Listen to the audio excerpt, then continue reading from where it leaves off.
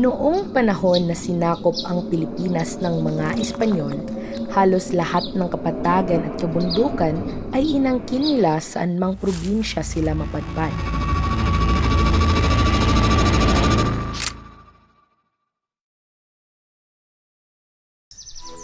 Isang Espanyol ang nakarating sa isang lugar na bagay na mapagkunan ng pangkabuhayan ng mga Ata, ang unang mga tao sa isla ng Negros.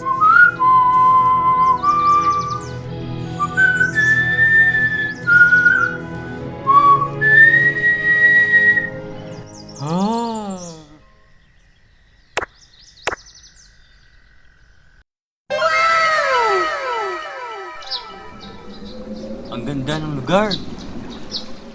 Ang nasambit ng Espanyol. Sa di kalayuan, nakita ng mga Ata ang taong Espanyol na iba sa kanilang hitsura. May dala itong baril. Nang makatulog ang Espanyol, tinali ng abaka ang mga kamay at paa ng Espanyol sa takot na sila'y maunahang saktan nito. Tinakpan ang mga mata at nilagyan ng dinikdik na abaka ang bibig.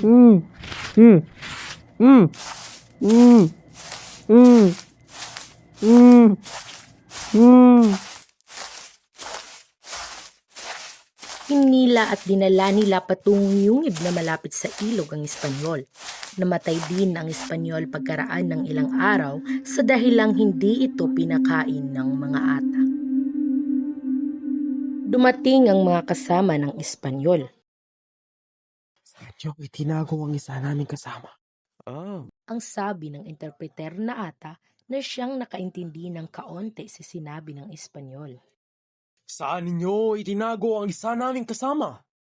Hindi nakakaintindi ang mga Ata kahit na pabalik-balik ang pagtanong ng Espanyol. Nagalit ang mga Espanyol. Mabilis na tumakbo sa kagubatan ang mga Ata habang hinahabol ng mga Espanyol. Tinaguan! Tinaguan! Ang sigaw ng mga Espanyol. Pero hindi na nila inabutan ang mga Ata. Mabilis na itong nakatago sa masukal na kagubatan. Bumalik sa manhuyod ang mga Espanyol. Nakiusisa ang mga tao. Anong nangyari? Nakita ba ninyo inyong kasama? Tinaguan. Bakit hindi niyo siya kasama?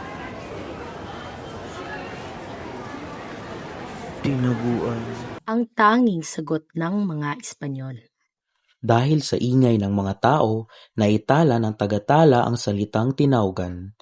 Mula noon, tinawag na ng tinawgan ang nasabing lugar kung saan napadpad ang isang Espanyol.